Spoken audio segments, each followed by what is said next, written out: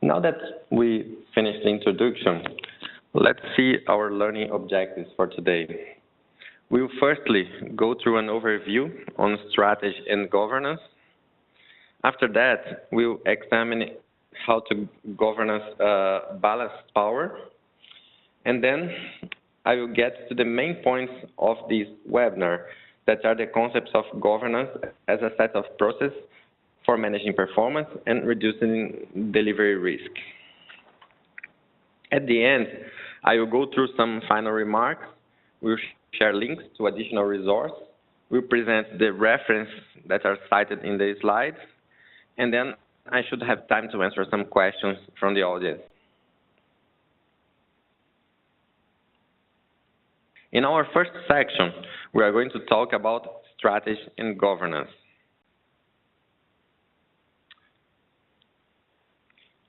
In an organization, we can have multiple types and levels of governance.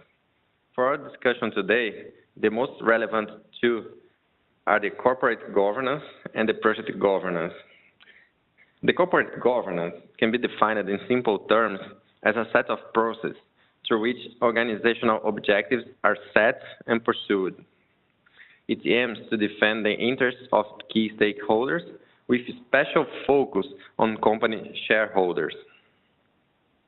For instance, project governance defines the establishment, management, and control of project programs and portfolios. The project governance boards are accountable for the successful execution of business strategies and the consequent creation of value to the business.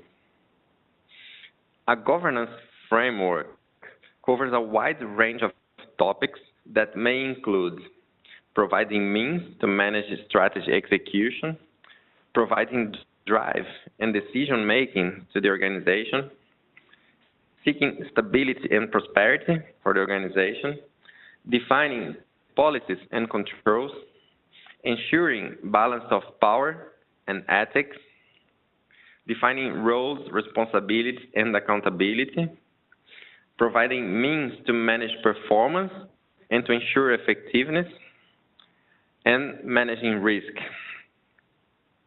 So, as you see, governance encompasses a wide range of topics, and we are going to discuss these in the next slides. But before progressing with the discussion about governance, I would like to simplify any organization as something being made by three main pillars, where governance is one of the pillars, and it coexists with the two other ones inside any organization.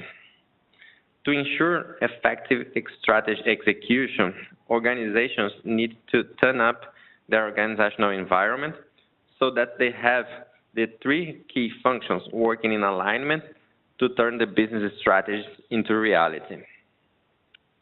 At this point, we can summarize that governance ensures that any investment made by the organization generates value to shareholders and to society. The program and project management are the roles involved in managing the execution, or in other words, the delivery of business change. And the last one, the business process ownership, manages business performance in day-to-day operations. It's also called business as usual. These are most times functional managers and also project sponsors in a project management environment. These three key functions are composed by sets of roles.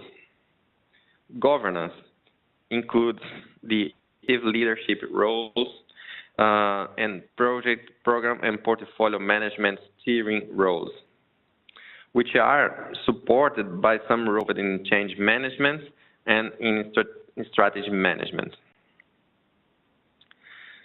The best ownership includes mainly functional managers, but also some supporting roles in business process management and business performance management.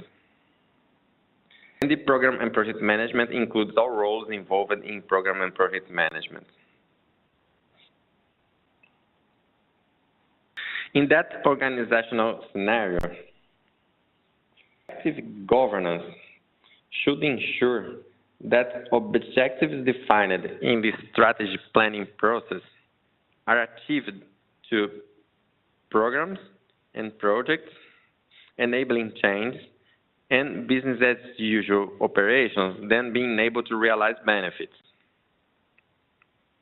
In this process starts in the strategic planning process with teams of specialists assessing organizational issues, investment objectives, and business drivers to get to the definition of strategic objectives.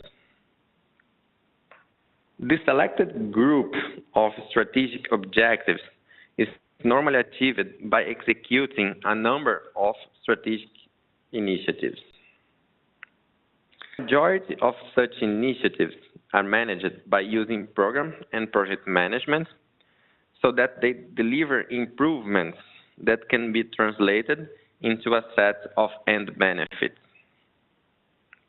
Therefore, the strategy execution is directly supported by a benefits realization strategy that will drive the production of portfolio, program, and project management strategies towards the realization of the expected end benefit.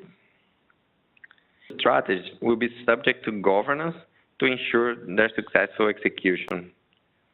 We will ensure that all strategies work in an integrated way to enable the realization of benefits that are needed by the business strategy. What has governance to do with benefits realization management? The business strategy sets the path from a current value to a desired future value of the business.